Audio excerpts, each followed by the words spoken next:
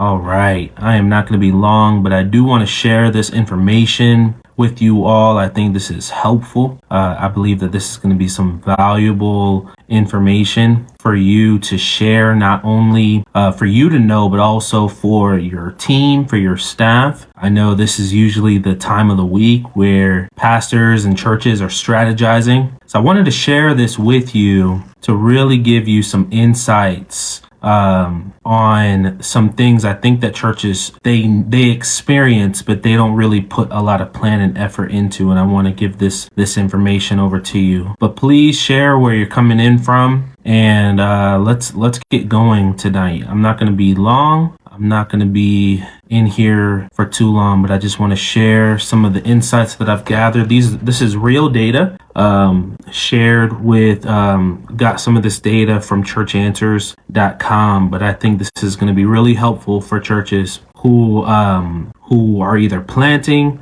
that they are in, no matter what phase of church your church is in right now. I think this is going to be helpful for you to consider. And this is what I want to share with you: why your church should be prepared to replace 1/3 of your attendance every year. Every church in America should have a plan to replace 1/3 of your attendance every single year. All right.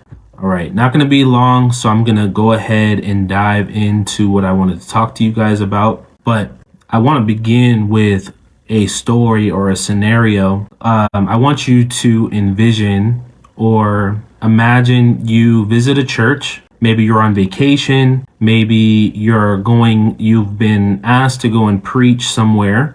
This is not a church that you go to on a regular basis. This is maybe a church that you go to maybe once, a year, or not somewhere that you frequent very often. And you go there and you notice the crowd. You kind of get a good idea of the people who are there and the way that the crowd looks. And I want you to imagine you go there and you get a good view of the way that the crowd is looking, the way the church is looking, and you end up coming back there maybe a year later. You go there a year later and you notice that many of the people that you saw when you went there the previous year, they're not there anymore. It's brand new people that you've never seen before. But yet the crowd still looks very similar in size as what it looked like before. That is a big thing of what I want to talk to you all about today,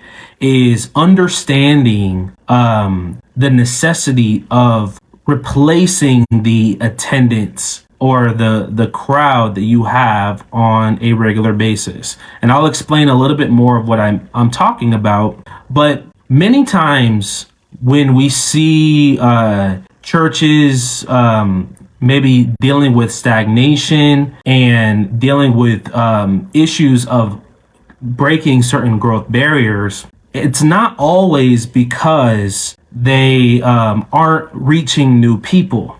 A reason why some churches they face stagnation in terms of their growth isn't always because they're just not reaching new people. That's not really the case. One of the reasons is the people that they're reaching are only replacing the people that already left.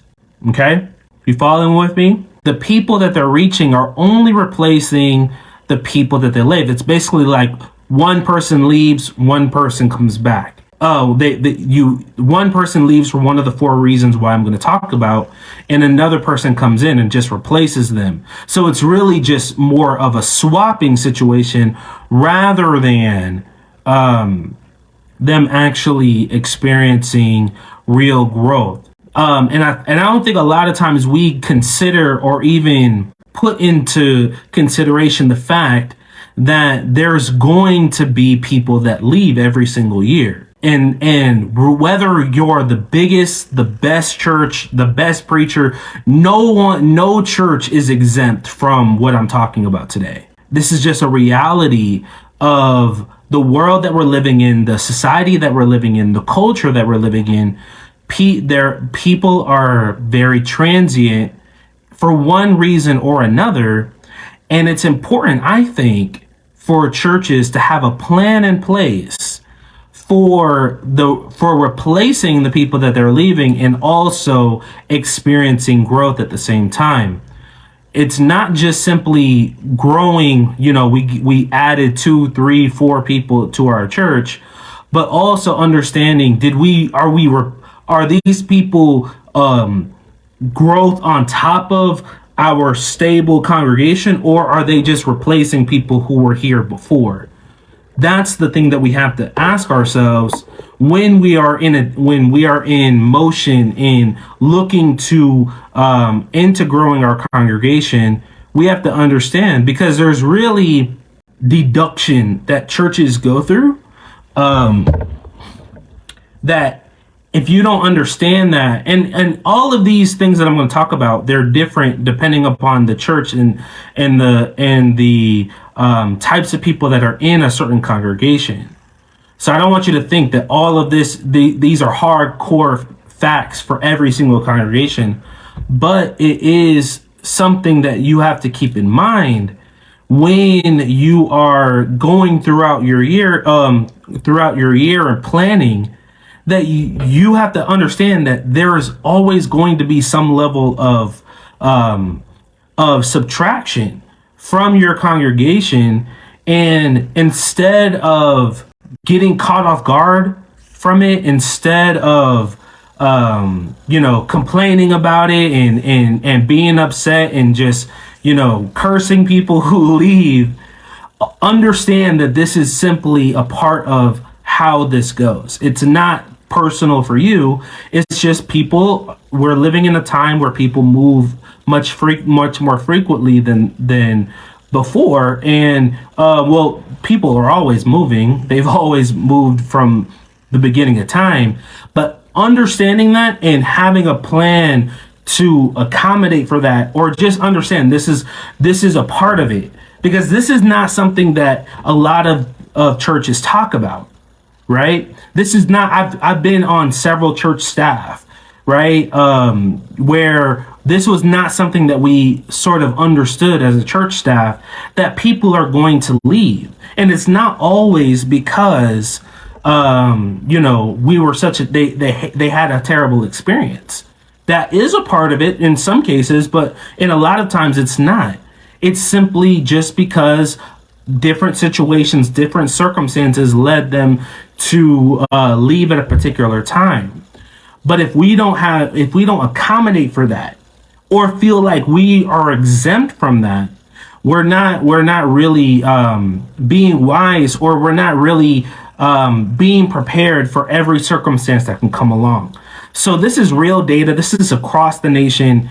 And I use 1/3 of the congregation because on average, when we look at all of the different statistics, most congregations in one way, shape, or form lose 1/3 of their not their necessarily their core group, because every church you have the attendance, the crowd, and then you have the core. I'm not talking about the core. The core usually are the people who stick around in thick or thin. They're committed to the vision.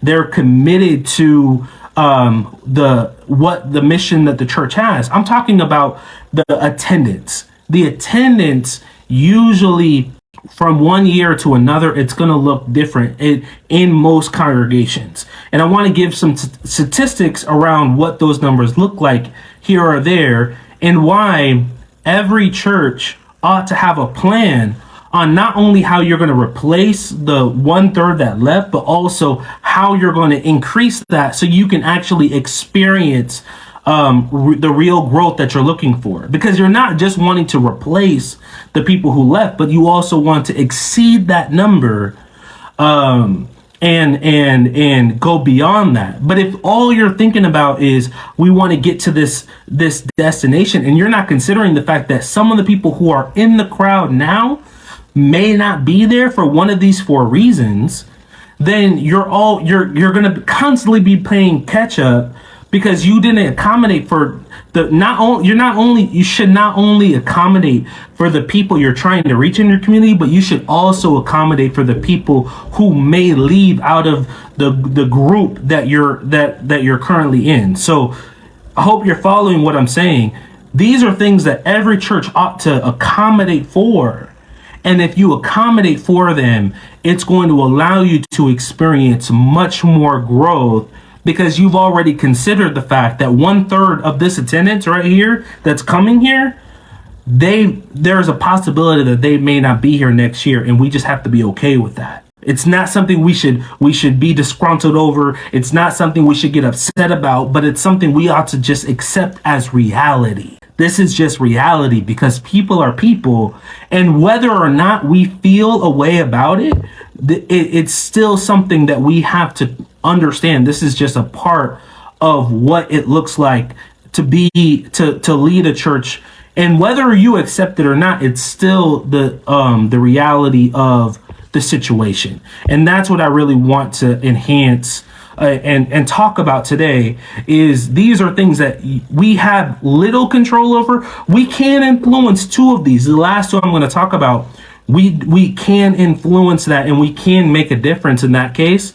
But the first two, we really have little. It's not something that we can really fully control in and of ourselves. It's just a part of what it's like ministering today. So let me go into this.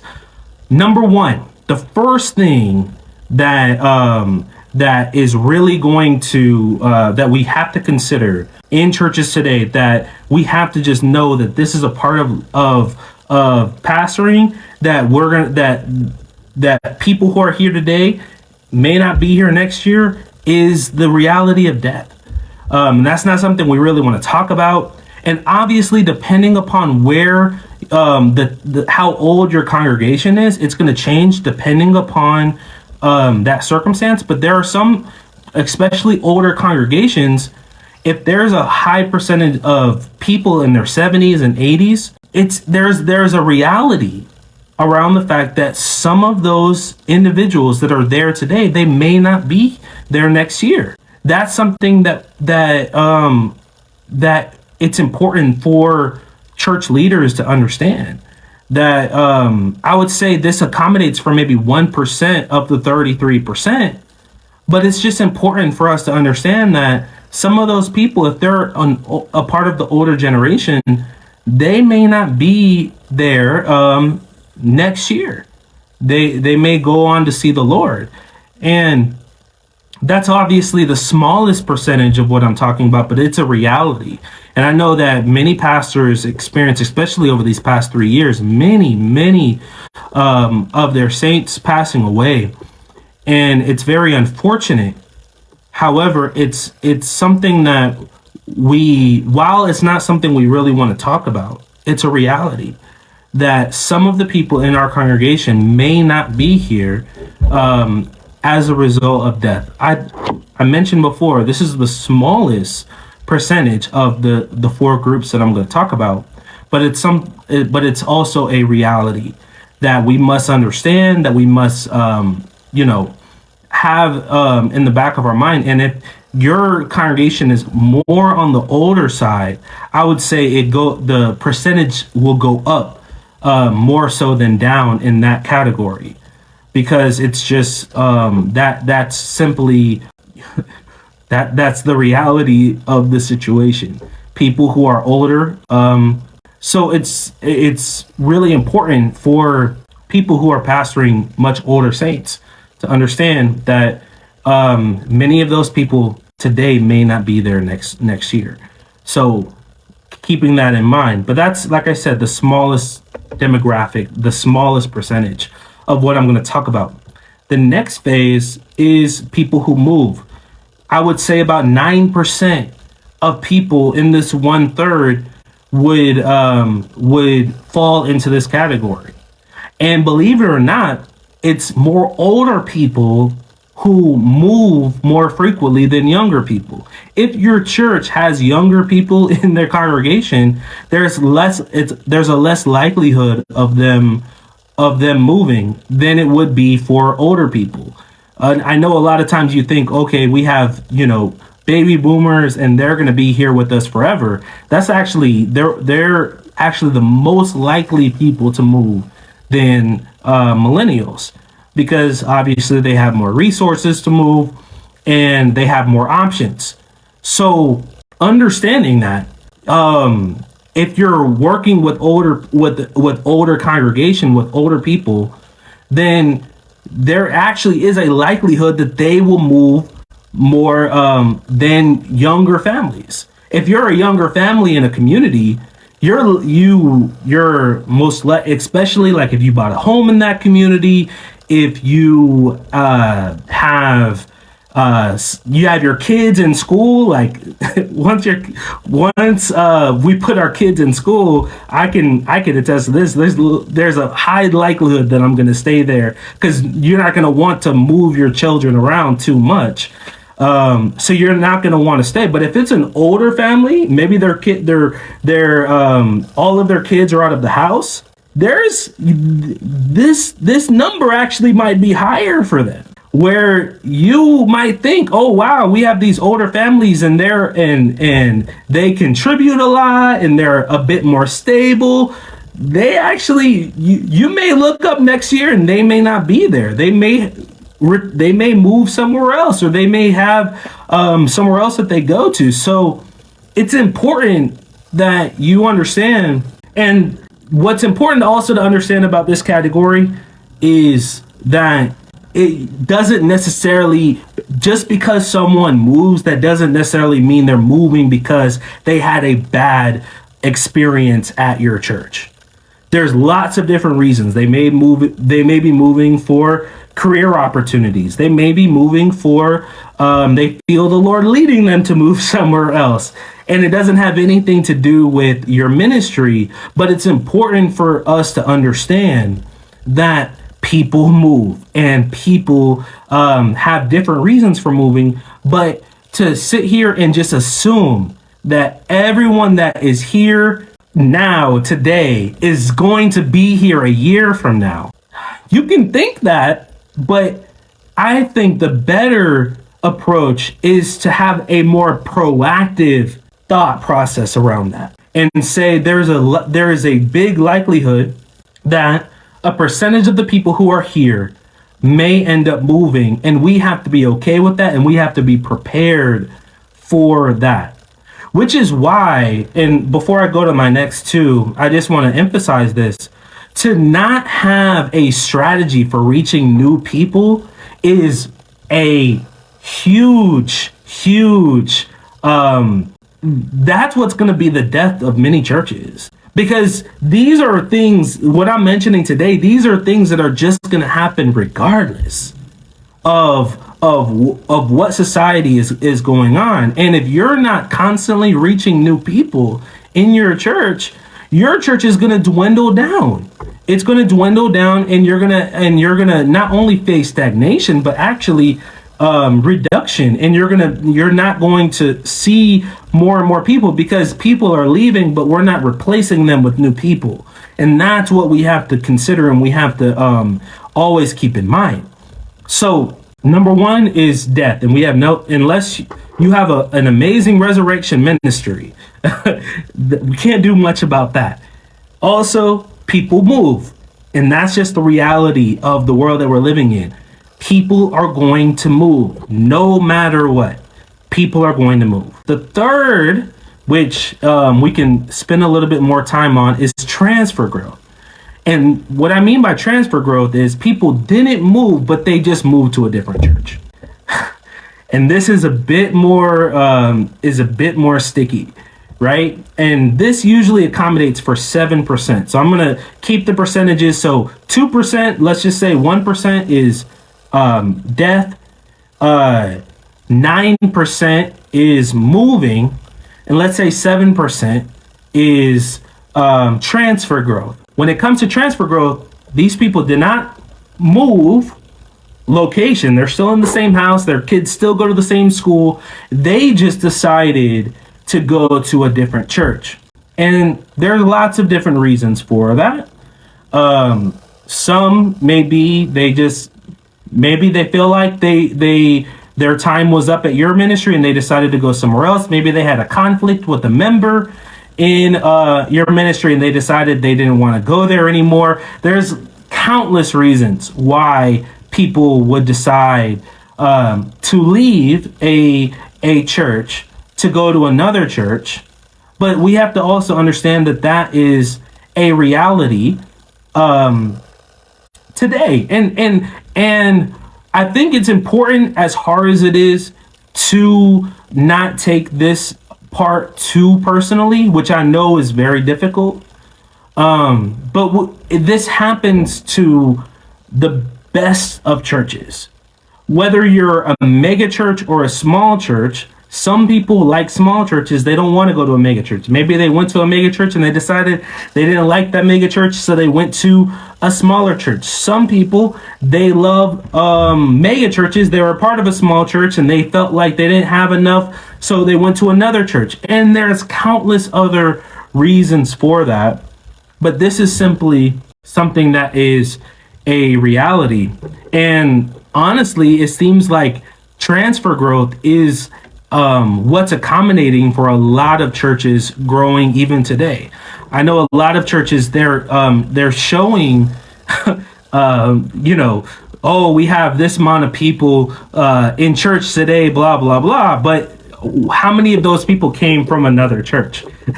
So that's just something to keep in mind too, which is why I don't believe that we ought to compare ourselves among ourselves or look up or look down necessarily based off attendance, because a lot of times attendance is just basically people going from one church to another. So we have to understand that that is one criteria that's going to make up for this 1/3 of our attendance that we have to replace every single year. This is something I think that it's important for churches to know, that 1/3 of this kind of what we see on a Sunday morning, it's going to look different the next year. It's not going to be the same. And I think it's really important for us to understand that. So 7% is transfer growth. Regardless of how great your ministry is, some people, they may come for a season, but they're not going to stay. They're not going to become a part of your core team. But I want to nail down something on this part, because the first two, death, moving, there's not much a pastor can do about that. But when it comes to these last two that I'm going to talk about, this is where I think it's really important for assimilation, for there to be an assimilation process. And that's where I think a lot of churches fall short. And I think that's something we really need to keep in mind, because an assimilation process can affect positively or bring down this number of the amount of people who transfer. Because maybe they transferred because they didn't know how to assimilate into the church to begin with. Maybe they didn't know what it meant to be a member. Maybe it was never clear. Maybe there was never really a clear path for people to follow. And instead of taking it personally, once people leave for one reason or another, maybe it's better for us to have a plan, an assimilation plan, a new members plan, something that allows people to go through a path, because the clearer the path is to membership, the less likelihood of somebody actually transferring to another church, or they will transfer faster because they realize, okay, I see what this ministry is about, and I don't see how I would be a fit here. So I think it's just important for us to understand and have a plan in place for people to assimilate into our ministries, so that there is a less likelihood of them transferring to another church. And that's just one piece. There's lots of different things that we can do to mitigate that. But I think that's one thing that I think, if you want to take one thing away from this talk, really think through, what is my assimilation? What is my discipleship plan? How do I disciple people? How do people become members? Is it clear? If somebody came to church, if a new person came to church, would it be clear what the next steps would be for them to become a member? And if that's not clear, it's important for you to give clarity around that, so there will be a less likelihood of them transferring to another church. But finally, and this is probably the biggest the biggest percentage piece of this 1/3 of people that we're going to have to replace, is attendance frequency issue. Attendance frequency issue. So there's lots of things that contribute to that. Basically, what I mean is the reason why 1/3 of a large percentage of this 1/3 of people are going to leave our church for one reason or another is because, for one reason or another, they didn't necessarily go to another church, but they're not able to come as frequently as they would like to, or you would like them to. And there's many different reasons for that. One, maybe they're watching online and they're like, well, I could just watch online. I don't have to come in person. That's one area. In fact, when it comes to online ministry, one thing that I often mention to pastors and mention to churches is maybe it's a plan, especially if you don't have a huge budget for live stream production, just to record your service and then post it as if it's live the next Sunday, and let them know, hey, this is just maybe just post the sermon, maybe not put everything online. Because if you just put everything online, maybe they're gonna think, well, I don't have to come in person, I could just watch everything online. I can I get everything that you're offering without actually having to come in person. I know that the pandemic caused a lot of people to, cause a lot of churches to just live stream their service, which is fine. And I think that there is a lot of benefit to live stream, right? Giving putting the message out further for more people to see.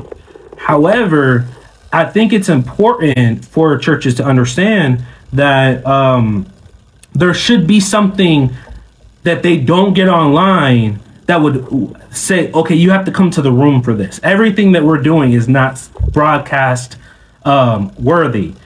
And just to simply say, I'm going to press online my live stream and there it is. We're online. We're innovative. We're a digital ministry. You just press live stream. That's not really digital ministry. If you're wanting to reach people online, it has to be more than just live streaming your service. You actually have to engage more, but that's a whole nother stream. But maybe something, especially for those that don't have the budget, don't necessarily put everything online. Give a little bit to be desired, so that way people would actually want to come in person. But also understand, so some people may be coming in just because you have it online, but also some people may have work schedules that wouldn't allow them to come in person all as much as you would want them to. There's a lot of people who they only come to church once a month in person because there's nothing really that would cause them to feel like they need to. Maybe, and this also really gets back into the assimilation, where you're gonna want people. It can't just be simply people coming to listen to preaching every Sunday. There has to be more that's offered to them. Maybe having groups available for people to connect with other people, and incentivizing people to get involved in ministry, where they feel like they're a part of what's going on Sunday. All of those things are gonna help with this attendance frequency issue, but this is always gonna be an issue. Everyone's not gonna be able to come as frequently as you would want them to, and it's simply important for us to have a plan for that. So all of these numbers, 1% for death, 9% for moving, 7% for transfer growth, and then 15% for attendance frequency. That brings us to about 32%, which is about 1/3 of the attendance. But all of these things, the churches who understand these things and accept them and have a plan for accommodating them and understand it's not enough simply for us to replace the people who left, but we have to have a more assertive effort to reaching our community. I think those are the ones that are going to succeed in the future. Because while these stats are not favorable for most pastors don't look at that and say, oh man, they get excited over this, but this is the reality. And I think it's important for us to talk about this, to understand that this is the reality, and have a plan in place for reaching our community, understanding who our voice is called for, and getting more creative. Maybe we should not emphasize attendance like it's the highest metric for us to focus on. Maybe there are other metrics for us to consider. And if all we focus on is attendance and, well, we need to get this many people in the building, and that as if attendance is the only thing that we do, then we're really going to short circuit our mission, because attendance only accounts for 1 hour a week. But what about the other 167 hours that's available throughout the week? What are we doing with those hours? So getting creative with our online, getting creative with our ministry, and actually reaching into our community, finding ways for people to get discipleship outside of just that Sunday morning. That's what's going to allow us to have a more comprehensive mission plan. And ultimately, it's going to cause more people to come to Christ, because those people leave, more people can come, and more people can give their life to Jesus. So this should not be something that we look down on or we are afraid of, but rather this is something we should just accept as reality and understand that God can still work through our ministry, even though we have to deal with these issues like every other church. No church is exempt from this. Every church deals with it. No pastor, no church is alone in these issues. And maybe you may not be dealing with it now, but eventually one of these things are going to affect your church. And it's just important for us to understand that and to have a plan to work through it. So I'm going to leave you with this. We have a program that we put together called the Ideal Disciple Discovery Process. And what that is, it helps churches to understand who their ideal disciple is, and it helps them to create a strategy to reach them consistently, not just one time, but on a consistent basis. If you're interested in learning more about that, please message me. You can ask me in this live. Say I want to learn more about it. I'll reach out to you and we'll set up a meeting. But that's ultimately what I think we have to learn is, despite all of these issues with our attendance, God is still able to use us to make a positive impact in our communities. And that is what we're ultimately all about. So God bless you. Thank you all for commenting. Thank you, Elder Stephen, for your comment there. My brother Ben, he was on here. I appreciate him for his comment. And anyone else, if you watch this later, please let me know what your thoughts are. If you have any stories you want to share, any questions you want to ask, please feel free to message me below, and I will definitely answer those questions on a later date. So thank you so much. God bless you, and we'll talk soon.